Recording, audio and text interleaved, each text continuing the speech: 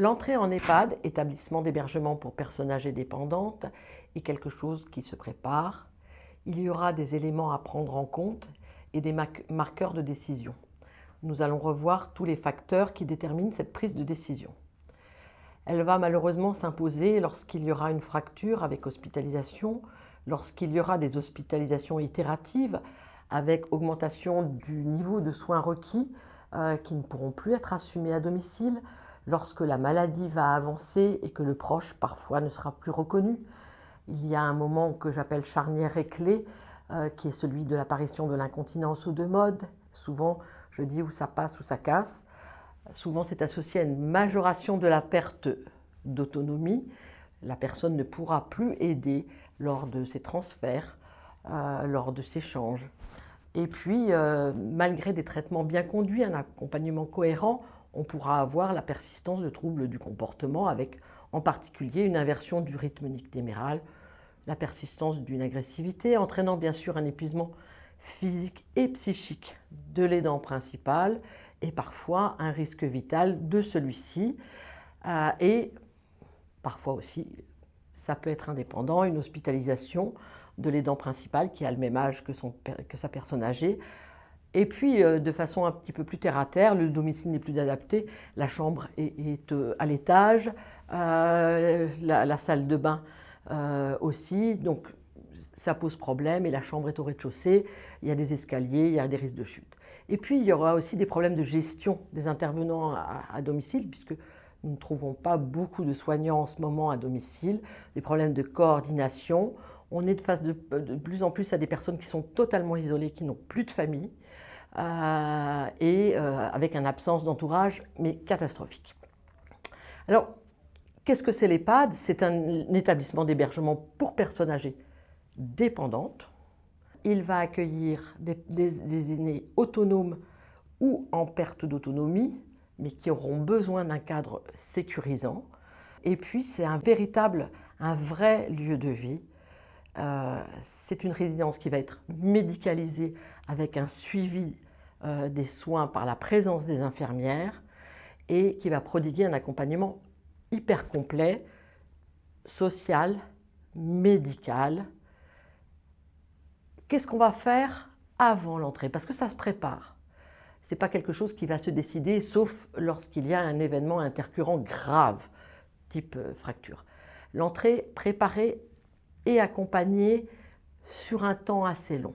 Quel que soit le niveau de la pathologie et de compréhension du patient, elle doit être expliquée à ce patient bien en avant, bien envisagée avec lui devant le futur résident pour que, au fur et à mesure, il puisse accepter ce fait-là. Le dossier va être préparé avec lui, renseigné avec lui, on lui explique la finalité de cette inscription. Et puis, idéalement, visiter l'établissement pour se familiariser me paraît une bonne chose. La possibilité d'avoir une chambre où on peut se projeter en visite aussi très bien. Et puis, choisir des meubles, des petits bibelots avec le futur résident, avec des petites gommettes, pour recréer après son univers quand il intégrera l'EHPAD, lui permettra d'être mieux accueilli et sécurisé parce que l'environnement lui sera parlant. À l'admission, c'est un temps primordial. Il y aura la signature du contrat de séjour, temporaire ou permanent. Si on peut lui faire encore signer, on le fait. On va remettre les choses techniques type livret d'accueil.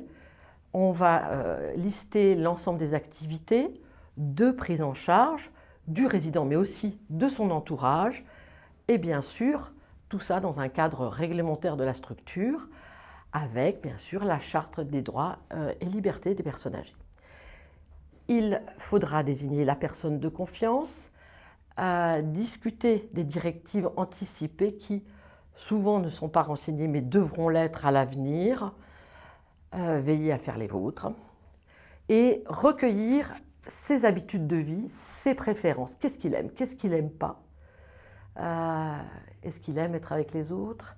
Est-ce qu'il aime manger ça? Est-ce qu'il a l'habitude de prendre ses médicaments? Et quels sont les suivis qu'on va pouvoir à ce moment-là mettre en place pour faire de la prévention secondaire?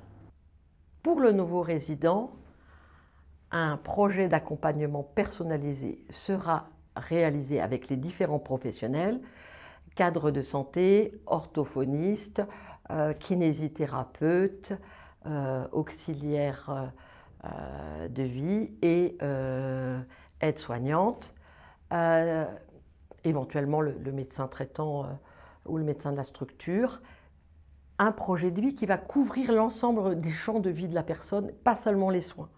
Alors bien sûr, il y aura la santé et la sécurité, mais il y aura surtout comment est-ce que la personne pourra s'adapter dans un nouveau cadre de vie, quelles seront les activités de vie sociale qui lui seront proposées et quelles seront les activités qui seront proposées pour qu'il puisse faire de la prévention secondaire et éventuellement récupérer une partie de son autonomie. Pour les dents, c'est autre chose et la maxime pourrait être mieux vous connaître pour pouvoir répondre à vos attentes. On va permettre à l'aidant de comprendre les troubles et l'évolution parce que souvent, ils ont du mal à comprendre que ça évolue encore un petit peu.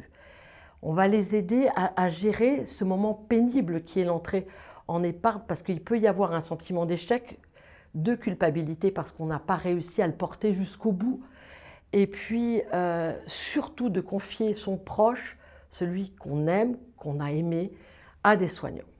Pourront être proposés des entretiens avec les soignants référents, des psychologues, des groupes de parole, des formations, informations pour encore acquérir d'autres informations pour mieux comprendre et puis surtout des activités aidant-aider qui vont permettre souvent de recréer, de retisser des liens avec du plaisir sans avoir les aléas surtout du quotidien, promenade extérieure, repas au restaurant, en clair retrouver un petit plaisir à fonctionner ensemble. Et qu'est-ce que ça va être l'EHPAD pour l'un et pour l'autre? Ce n'est pas un hôpital, donc tout ce qui est soins lourds, tout ce qui est dialyse par exemple ne sera pas pris en charge. C'est un lieu collectif qui va tenir compte des individualités de la personne âgée et bien sûr des proches aussi du résident. Et puis après une phase d'adaptation variable, je dirais c'est entre quelques semaines et quelques mois, va devenir la nouvelle maison de la personne âgée, un vrai lieu de vie, de prise en soin et surtout de prévention secondaire. C'est qu'on va continuer à restaurer des choses pour la personne et ne pas être défaitiste. L'EHPAD aussi, c'est celle qui va permettre à l'aidant de retrouver une place d'enfant, de conjoint sans ces aléas du quotidien, sans ces contraintes négatives de perte d'autonomie, refonctionner et que une forme de vie reprenne.